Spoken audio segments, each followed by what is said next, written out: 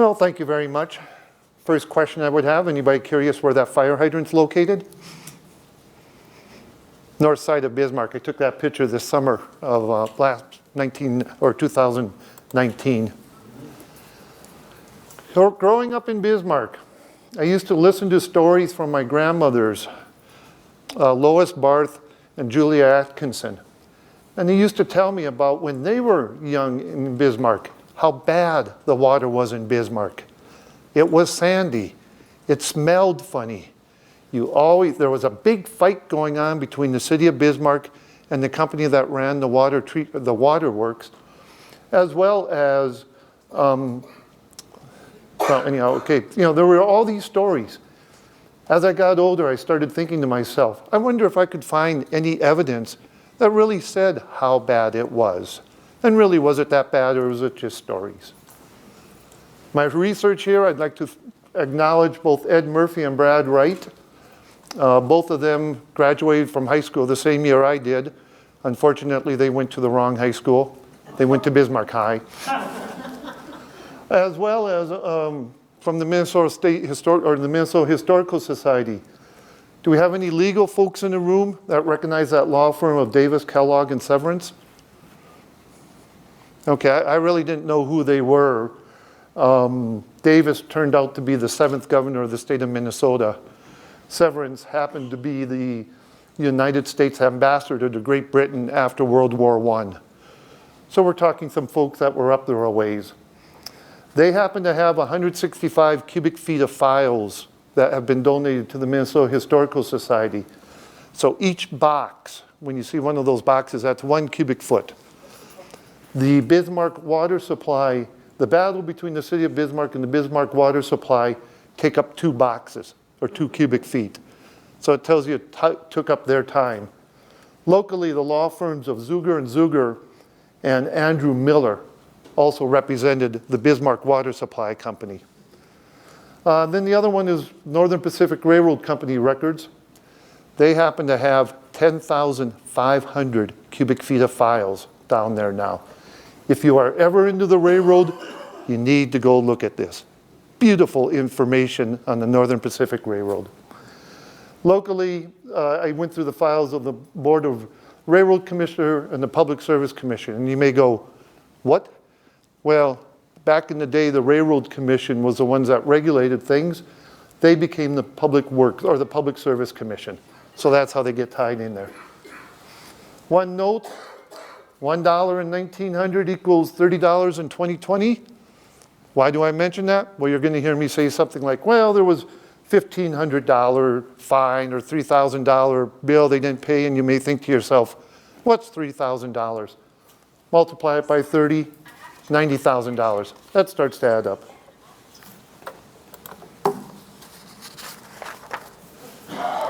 Two other items. The pipe, what are we talking about? We're talking about a water pipe. That's the picture over there on the right-hand side. They call it sand pipe. Basically, it's a cast iron pipe that was cast, the iron was cast in a sand mold. So consequently, it would pick up the color of the sand and maybe a little sand exterior. If you look at the end, you see they just screw together, okay? The picture here on the left side, that was from the Bismarck water treatment plant. I took that in 2012. Why do I mention that now? That is original piping. So as you hear the stories, as I talk about this evening, I'd like to remind yourself 2 things. First off, Bismarck has an outstanding supply of water, and we have very good drinking water standards here. They are now, okay?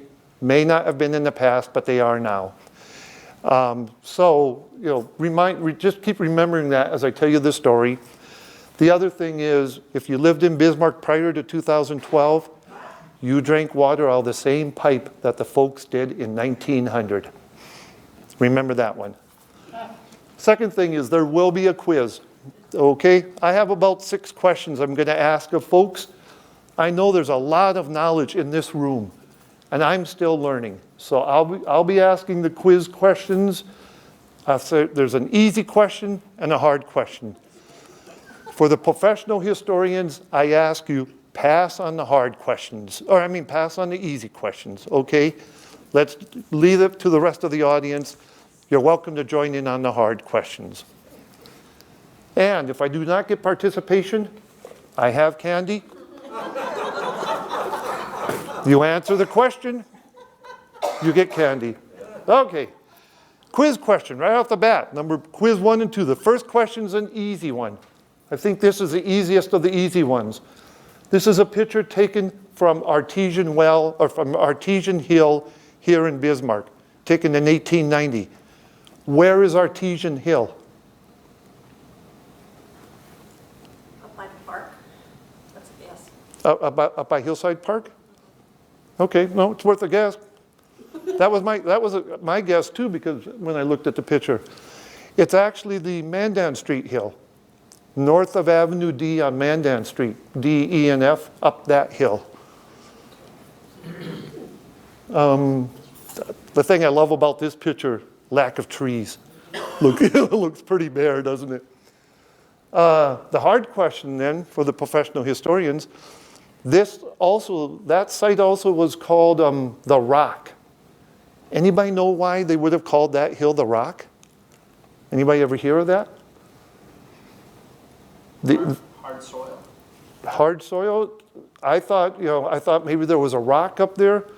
All I've ever heard, the only theory I have is one of the Peterson girls who grew up there told me she said they had no topsoil. So the neighbors kept hauling in topsoil. That's my only guess. Okay, why do I mention Artesian Hill? Well, battle over water in Bismarck actually started as a fire protection issue. It wasn't drinking water.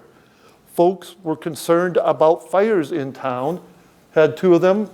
Again, remember $50,000 damage, multiplied by 30, 1.8 million. Yeah, that starts to add up. So the big push became, let's get a fire protection system in town. A company formed, I love the name of it, the Bismarck Artesian Well and Water Works. There were 13 investors at the first one, but I listed the 4 major ones. They owned about 90% of the stock. Ebener Bly, he was the president of the First National Bank here in Bismarck. McKinsey was Alexander McKinsey, railroad man, also the sheriff, involved in politics in North Dakota. Flannery was Judge George Flannery. He was a very close friend of Alexander McKinsey. He was his own personal lawyer. And the last one then was Patterson, which would have been Ed Patterson, who at the time owned the Sioux Motel, I believe is what it was called. Okay, they drilled to about 1,200 feet, had no luck. It never produced enough water. The picture over there on the right is the kind of drilling equipment they would have used. If you're curious, it's a 1 horsepower drill. You're right, 1 horse, okay? Horse would go round and round, and the bit would just go up and drop down and hit and up and go. And that's how they drilled it.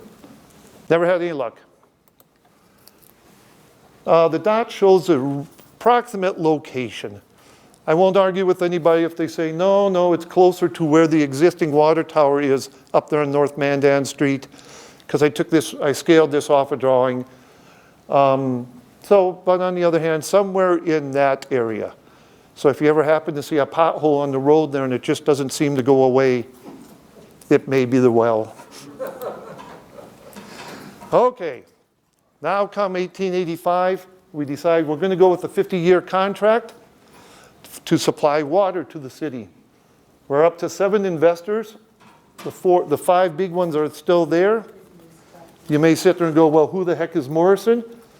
Well, that was George Morrison. He was the engineer of record for the Northern Pacific Railroad. He was in town overseeing the construction of the railroad bridge. Basically, you had a water pump house and 2 1-million-gallon storage tanks. Tanks were made of field rock. They were open to the air. I saw a couple of reports where they talked about you would see birds sitting right next to the water tanks or sat on top of the water tanks. Just the way it was. Okay, you had one main line that just ran down Main Street, and then you would have branches go up and down the major roads like First Street, Second Street. Customers were responsible for either your meter or you had to pay a flat rate. Bismarck was unique in our contracting of our waterworks. There were 7 towns that had waterworks. Let's see, Ellendale, Grafton, Jamestown, Mandan. They only had waterworks only for fire protection, and the city ran it. Fort Buford, Fort Pembina, and Fort Totten, the US government ran a fire protection system. Grand Forks had both a waterworks and a fire protection. The city ran it. Fargo and Wahpeton both had waterworks that were contracted out. But in 1887, the legislature authorized towns to go buy their waterworks if they wanted to. And both Fargo and Wahpeton immediately went out and bought their waterworks. So Bismarck was the only one that had a contractor running their waterworks. Here was the site. You can see the railroad bridge down here. The first pump house was located north of it. 2 water storage tanks up on top of the hill. Got to remember back in the day, back then, the railroad tracks used to run more to the west. They did not cut through the hill like they do now, like you see in this picture. But they ran more to the west, down what I would call just to the west of the face of the bluffs there. It would have ran right through the middle of what was the Bismarck Indian School, now Frame Barracks. 1893, we moved the pump house. By the way, the blue lines represent the water line underground. And this is the most popular, or the most common picture you will see. The pump house is back over here. This was the bridge watchman towers, or the watchman's house. I like the old railroad bridge. That's before they rebuilt it.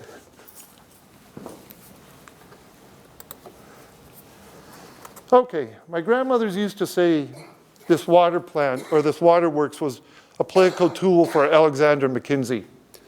I really didn't believe either of them. I thought, oh, come on, is there proof to that?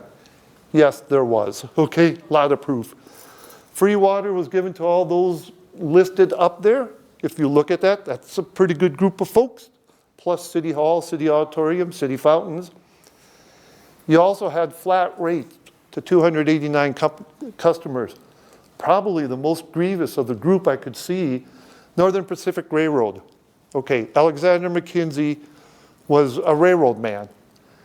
Back in when they first started, the railroad was buying water for 7 cents per 1,000 gallon. Then Alexander Mackenzie made them a deal. He said, we will buy it for $840 a year starting in 1886, with the understanding that the railroad will occasionally haul some lumber or rock for Alexander Mackenzie into town. So we had a little deal there. In 1908, the railroad said, this is getting a little out of control. So they went to a rate of 5 cents per 1,000 gallons of water. And their bills only went between 8.5 and 12.5 thousand a year. Pretty sweet deal. We had other examples I show up there. I felt bad for the state prison. They got a new warden out at the state prison in 1889. He was presented a bill of $3,000. Again, be $90,000 today. He had to go to the legislature to get that reimbursed because they had not been paying their water bill. And then in 1893 in the legislature, Alexander Mackenzie he was having trouble getting one of his bills through the legislature, so he cut off the water for 3 days. So yeah, it was used as a political tool. By 1894, they had gone into bankruptcy. They were having some problems. C.B. Little, we all know the C.B. Little house. He took over as president. The company defaulted on $136,000 worth of bonds. It's a little bit of money. Went through several lawsuits, ended up getting sold to the highest bidder for $37,000, who was not any of the original investors. This Bismarck Water Supply Company bought it right back for $57,000 3 months later. So somebody made $20,000 in 3 months. Pretty good deal. And then the city sued for back taxes. They lost. So suddenly we're into 1898. We went from a 50-year contract to a 25-year contract. The 8 investors I list up there are pretty well the same. Anna McKinsey and Mary Foster were the daughters of Alexander McKinsey. So he was starting to transfer the company down to his children. The rest pretty well stayed the same. I start listing how the system started to collapse. When you look over that list, you can see all sorts of just little things that would start to wear people down. The 2 I really liked, 1901, we had an ice jam. They had no water for 10 days and no electricity. And you sit there and you go, why no electricity? Well, because we had a power plant here in Bismarck that used coal that would heat the water to turn the turbine. No water, nothing to turn the turbines. So you went without electricity for 10 days. That one kind of broke the city's back because then they refused to pay the bills for a while. The other one was in 1904, a sandbar formed in front of the water intake pipe. And Grant Marsh got called out there with a paddle boat and he churned up the water and moved the sandbar away from the intake pipe. Ingenious solution. Okay, question number 3, quiz number 3. This is, I rank this as a hard one, only because I don't think the way it is described is said right. This is a picture of this North Dakota State Prison brick yard where they would make bricks. They said it was located on the west side of Bismarck. Does anybody remember a brick yard on the west side of Bismarck? I have not found any of the references. This comes from 2 different sites. The more I look at that picture, the more I thought to myself, could this possibly be, they meant to say it was located on the west side of the state prison, which was on the east side of Bismarck. This comes from the state prison's historical webpage. I don't know. Why do I mention it? The Bismarck Water Supply Company would not provide them water. They just up and said no. And so they had to go buy their own pipe and install their own distribution line. So did they have a well, or did they had to? I've never found out if they had a well or what they did. Or to me, if they were on the west side of Bismarck, they could have ran a pipe down to the river and stuck a pump in the river. But I really don't think they were on the west side of Bismarck. That doesn't look like the west side of Bismarck. So if they were on the west side of the prison, they probably would have had to stick a well in. I can't think of any water close by. Well, the prison is, at that time would have been far out of town, right? Pretty well out of town, that's right. Is that a stack on the right-hand side? Way in the... Yeah, way on the right-hand side back here, there's a stack. That could be from the prison. Could have been from the prison. Didn't the river go along the railroad track over to about 13th Street? That's a very good question. The question was, did the river go more farther over closer to 13th Street, or was there a creek in that area? Well, one of my friends that grew up on 13th Street on the south side said that she remembered in the flood of, I think it was 49, cattle were killed or died drowning and Okay. floating along that area. Okay. You're thinking, yeah, Walker School's up on a bluff. I remember seeing reference to, there must have been a creek or something in there because that was one of the very first City of Bismarck landfills. They filled all that area in as a landfill. But I've never had a chance to hunt it down to see exactly where the landfill was. But you know, you're right, if you drive out there, as you come up 9th Street from the south, you go up a real big hill where Walker sits, and it sure looks like a bluff that could have been for a creek. Well, I thought at some point they changed the channel of the river, that the river curved. Okay. But I don't The know. Missouri River, in those days, that they would have the engineering and equipment to Probably not, the but channel of the Missouri. the Missouri River would have changed its, That would've been- yeah, it changed its own, there was the old dead channel. Yeah. Yeah. But as I think more about your comment, you think about South 12th Street, right now to this day, we have flooding problems in Bismarck down there. Every time it rains and it kind of goes down south and then turns west and heads by the wastewater sewage treatment plant, we have a big channel there. So there may have been a creek, may have been, one time the river may have gone through there a long time ago and diverted west.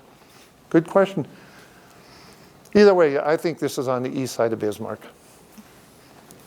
Again, I love it, no trees. Okay, 1904, we're down to a 20-year contract. So we've gone from a 50 to a 25 to a 20. They had to build a new storage tank. They had to cover the existing storage tank, some new pipe, build a new pump house. Northern Pacific Railroad started doing some tunnels underneath the water storage tanks to stop the water. They were having a problem because the east pier of the bridge kept shifting west. They felt the hill was coming down on top of them and pushing the east pier west. So they went in there and started doing some tunnels. I'll come back and talk to these tunnels at the end of the presentation. Okay, so how are we doing? Well, we got 3 storage tanks now. And the pump house is still in the same location. Okay, 1907, we get a change of the guard. I should identify T.R. Atkinson, that would be my great-grandfather. At the time, Mayor Dr. Francis Smith says, let's buy the waterworks. Time to buy it all, it's not working. They hired T.R. Atkinson. His first goal was to pave roads in town. Surprisingly, they had very few paved roads. Well, the water company immediately objected because they said, you're exposing our pipe.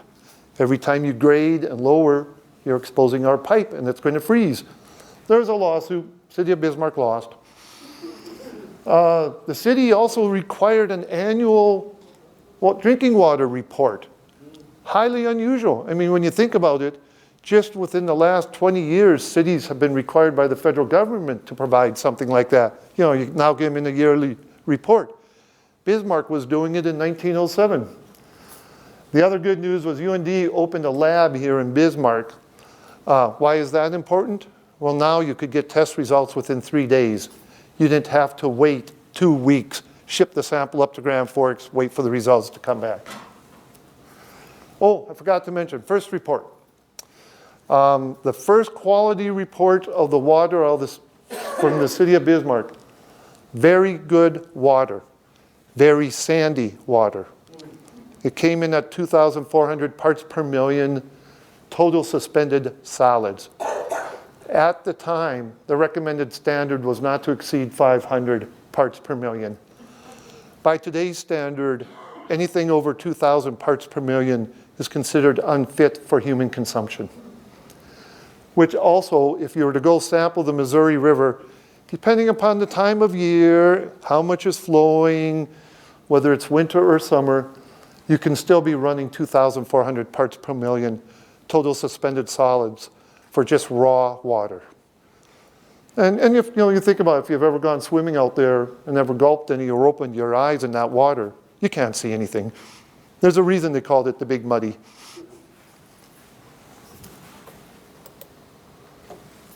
Okay, an easy one. If you saw this on the side of your house, right by your back door, what do you think that might be? The water meter. Could be a water meter. Any other guesses? I said milk. Milk, okay. Ice store? How about that? That's an ice store. I was going to say most everybody, I think, in here knows what it. Anybody here not know what an ice store is? I took this picture on the east side of Bismarck. Can't say where because I'm sworn to secrecy. However, my son lives out there, and the couple, 4 or 5 houses up from him were renovating it, and they asked me to come up because they didn't know what this was. And they took the panel off and removed the insulation, and I was like, wow, great example of an ice store. Why do I mention that? Well, in 2010, now past mayor, but now public health official, Dr. Smith says 3 things. Water's still sandy. We got to quit packing manure around the fire hydrants. They would do that in the fall so that the fire hydrants wouldn't freeze. And they got to start telling people, don't cut ice near the sewer outfalls. And he was running an official notice every month in the winter months. I don't know which is worse. The fact that you're telling a company, quit packing manure around fire hydrants, or telling people, quit eating yellow ice. I just don't know what, anyhow. Adkinson was assigned to start doing investigating, buying the water plant. Bismarck Water Supply sued for back taxes. In we go into court. Took 4 years and he finally resolved it. Nothing really came much of that. 1915, they required an addition of chlorination equipment and a booster station, and then the pump house got sold to Hughes Electric. Okay, quiz number 6.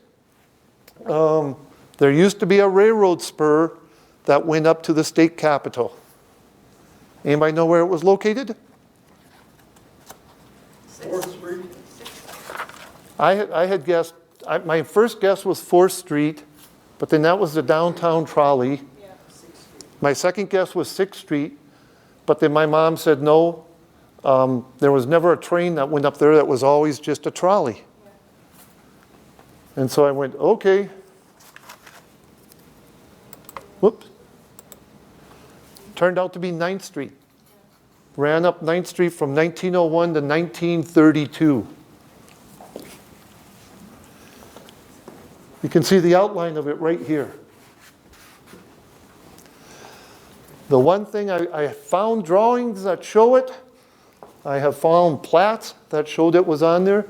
The one thing I have never found is a picture of a train going up it. I'd love to see if I could find one. It'd be kind of cool just to see it going right through a neighborhood. It was just a spur though? Just a spur.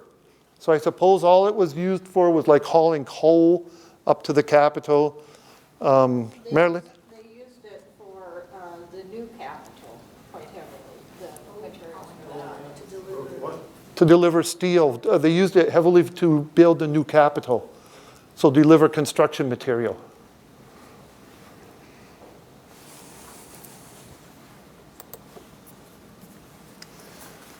Okay, 1917. The manure hit the fire hydrant. The State Board of Health was concerned about a typhoid fever epidemic in Bismarck. They issued a boil water order. Who was the state health department? Attorney General Wild Bill Langer, UND Medical School Dean of the Medical School, Dr. C.J. McCurran, and the U.S. Public Health Service, Dr. Alfred Call. Attorney General Bill Langer shows up at the city commission meeting April 4th with that statement. The following day, the Bismarck Tribune responded with those quotes. First off, it surprised me they used the word asinine. I kind of thought that was more our generation, but apparently it was back then. And Bismarck Tribune's argument was this is just a plot so that they couldn't use Fort Lincoln for staging of troops for World War I. Could you see in this day and age any city council getting a statement from North Dakota Attorney General, something like that, a cease and desist order? It'd make national news. Anyhow, the boil water oil was in effect for 4 months. They never built the new booster station. It was supposed to be built at 9th and Avenue C, but the Bismarck Water Supply Company said, we can't build it because the railroad tracks are right there and they're going to mess with it. So they never built it. 1919, the North Dakota legislature allowed the Railroad Commission to start regulating utilities, and then the lawsuit started. The bill wasn't even passed, or the bill had hardly passed, and Bismarck was filing a complaint. I enjoyed the Railroad Commission required the two sides to come up with an estimate. I love it in that Adkinson came up with, took a month, $224,000. Railroad Commission did their own internal one, came up with the $230,000. Bismarck Water Supply Company, you go out and look long and hard enough, you can find somebody that'll give you an answer you want. They came up with $698,000. The big argument was, what is the current value of the plant versus what is the replacement value? If you had to replace it, how much would it cost versus what is the current the current condition of the plant? That was the big argument. The hearing lasted 7 weeks with 25 witnesses. It was big news in town. Okay, 1920, we still got the lawsuits going. Adkinson starts preparing paperwork for a new water work. Bismarck Board of Education filed a complaint because the Bismarck Water Supply Company would not provide water to what was then Richholt Grade School. The first day of grade school, Richholt ran a hose out the front door to the neighbor across the street. That's how they got water. In comes bids for new water works at $1.9 million. That's not going to work. Not enough money to cover it. So they started going into negotiations, a couple of Railroad Commission hearings. Really nothing was coming of it. You would see in the Bismarck Tribune about every 3-4 days there was an article about what's going on. Very strong opinions in Bismarck between the residents both ways on whether you should buy the waterworks or just let the contract go on. The one I liked from October of 1920, Bismarck Water Supply Company was not paying their bill to Hughes Electric. So Hughes Electric said, we're cutting off electricity to the pump house. Citizens of Bismarck, prepare to take care of your houses in case of fire. Could you see that happening nowadays? If you think about it for a second, Edmund Hughes would have ran the Hughes Electric Company. He was one of the original investors in the Bismarck Water Supply Company. So they're already starting to fight. Whoops. 1921, they could not negotiate a rate. They could not negotiate an agreement on how to buy the plant. So Adkinson got told, go prepare another set of drawings. Let's go out on the street again for a bid. At that time, October, McKinsey sold all his stock in the Bismarck Water Supply Company. The quote up there, normally I would kind of make that quote. I would read that and say, oh, that looks like hearsay to me. Somebody heard McKinsey say this. But that quote actually came from Judge George Flannery. He said it in a court of law in 1924 when they were discussing Alexander McKinsey's estate. It was also reaffirmed by Alexander McKinsey's daughter, Mary. Well, when you think about it for a second, what happened? Alexander McKinsey passed away in 1923, was brought back to North Dakota, given a very formal, his body was at rest at the state capitol. He's buried here in Bismarck, up at St. Mary's Cemetery. Well, okay. December of 23, now we've got Bismarck residents. No longer is it the city of Bismarck. Bismarck residents are starting to file complaints. Then we got district courts ruling here or there. They kind of conflicted each other. Nobody could quite agree on a reasonable rate increase. 1922, South 12th Street residents file a lawsuit. All of a sudden, we've gone different. It's no longer complaints to the Railroad Commission. It's now a lawsuit, criminal actions. At that time now, the public health official is saying 3 deaths occurred because of typhoid fever from drinking water in Bismarck. I have a Question? Did all of the residents have water that they could You were on, not or did they have pumps? you were not required to connect up to the water supply system. So you could have wells, you could still buy water. There used to be a water tanker that just came around town. Some folks had cisterns where you would just fill that, or some sort of storage tank. So you know you were not required to connect to the system, but the system was still cheaper than going those other routes.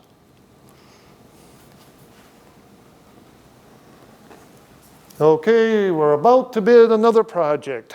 The Railroad Commission dismissed all the complaints. They were done. Okay, come May of 1923, we got one more offer. I'm sorry.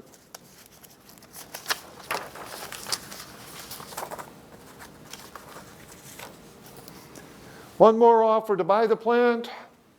We'll do it for $250,000. You remember the initial estimates?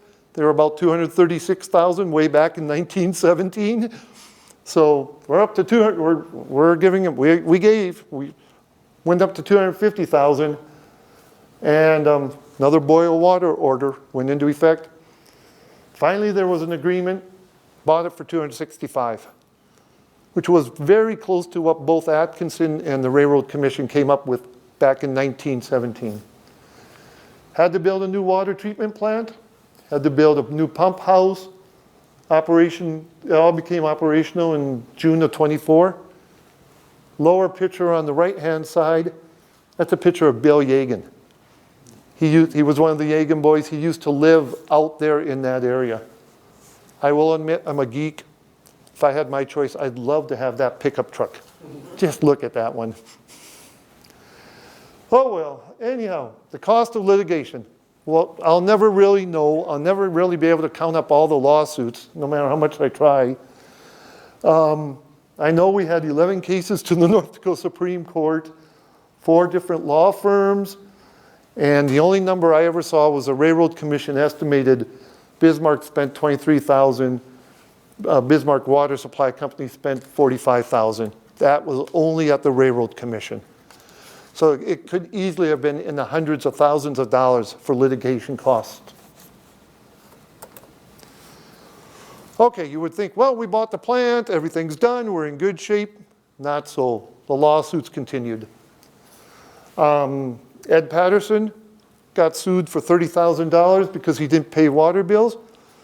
Think about it for a second. Ed Patterson was one of the original investors in the Bismarck Water Supply Company. He bought the Patterson Hotel from Alexander McKinsey. 3 years after that, he's getting sued for $30,000 for unpaid water bills. The Andrew Miller law firm, they weren't paying their attorneys, so they had to back sue for it. All of this took up to October of 26th, and it finally got completed, and the Bismarck Water Supply Company closed down. The very last lawsuit didn't even involve the Bismarck Water Supply Company. While this battle was going on, the Bismarck Tribune wrote some very tough editorials about T.R. Adkinson and the fact that he was misusing government funds. They got to a point where T.R. Adkinson earned $7,000 on the sale of the commission or buying of the water treatment works. And the Bismarck Tribune wrote just tough editorial saying this was fraud. The editor of the Bismarck Tribune was, why can't I see it? Oh, George Mann. George Mann was editor at the time. He lent his name to a lawsuit suing the city of Bismarck and T.R. Adkinson for the money. They lost the lawsuit. T.R. Adkinson then countersued for slander. He won the lawsuit. they had to run an apology, which George Mann did in January of 1927. He ran it in the Mandan Daily Pioneer.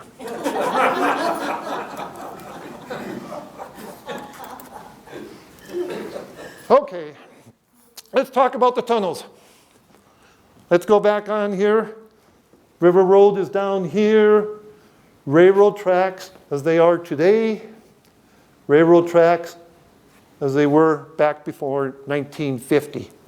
Okay? You had your 3 water storage tanks up here on top of the hill.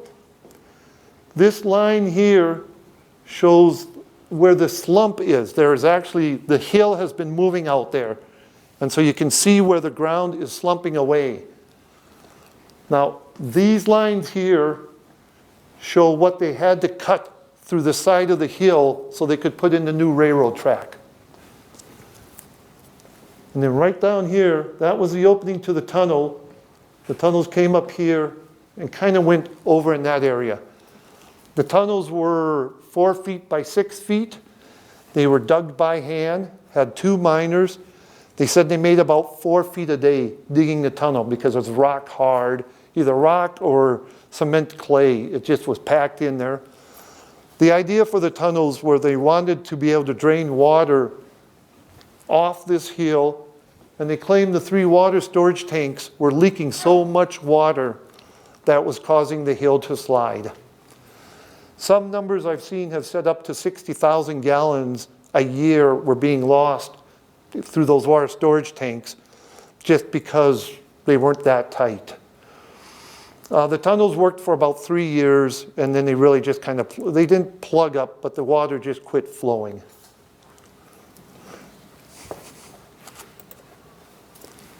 If you were to go out there today, okay, you can see the railroad bridge. Way over here would be where the water storage tanks are. This is the hill I'm talking about. I have an old rule of thumb. It basically says Mother Nature does not like straight lines. So anytime you look at something and you see like 2 straight lines, it's not natural. It's tough to see on this picture, but there's an area right in here that looks, it's basically 2 straight lines and then a little washout. And then up in this area, you can see the hill looks like it's moving. So what is there today? Is that by frame barracks or is that up on? That would be on the north side of the railroad tracks. So it's going to be, if you go up to Bismarck State College, up to the football field, if you go south, you'll see the storage tanks. That fence right there surrounds the storage tanks. You can actually walk out to this area. There is a city trail there, so if you park directly north or right beside the water storage tanks and walk over towards the cliff, walk around the fence, you'll see a nice walking trail. You can walk out and it will walk you right along here on the right side of the fence. And then you can look down and you can see these things. If you happen to decide to walk down into this area, I recommend being very careful because I have done it and the ground starts moving on you. It feels really weird. By the way, that looks to me like a tunnel. Same thing, same way there. There's like about four of these little potholes on that site there. Ed Murphy's of the opinion that there's a good possibility the hill is starting to move again and it's working its way down towards the railroad track. I should go with his professional opinion, but I like the conspiracy theory that these are the original tunnels starting to come out. So the water then was pumped up through pipes to get up to these storage tanks? Correct. Yeah. And part of what they're, How big were those? How big a pipe? they were 12-inch diameter. And that is one of the complaints the railroad had was with the pump house down there pumping the water up, the pipes were leaking and they were causing the hill to move or causing the pier on the east side to tilt out. And then with the original tanks being built of field rock, they weren't that tight. And so they were leaking. Now the 60,000 gallons, I don't know how they arrived at that number, but that's a lot of water to be losing. And so originally, way back when they were gonna supply water to Bismarck, that's why they had the artesian well and that didn't work, so Yep. they went down to the river. Yep, that's why. Water was. And there seemed to be some debate about where to put the water storage tanks. Some wanted Hillside Park or the Hillside Hill, which I thought made sense. But then they said it was too far. Some said put it downtown and just use pumps and push it up. The company went with this one, I suppose, because it was the cheapest. Okay, that's my overview. Do you have any questions? So the water treatment plant that we have today is basically at about the same place. Yep, it's the same place as when they rebuilt it in 1924, 1925 On River Road. on River Road. It's a much bigger plant, but it's the same, same spot. So what's the structure that's further south that looks like I mean, it's Well, okay, new, it's new. yeah, it's new. I think they've just added additional chlorination equipment. And then now the new intake structure is that big structure that sits south of the Memorial Bridge, Yeah. which I always thought, the city should have gone one step farther and put a bar on the top of that. It would have been great. That's the building I'm talking about, so That's the city water intake structure now. okay. And they actually take the water from about 10 feet below the bottom of the river. So that it has a chance to filter through that sand before they pick it up and move it up into Bismarck, before they run it up to the water treatment plant. With that, thank you very much.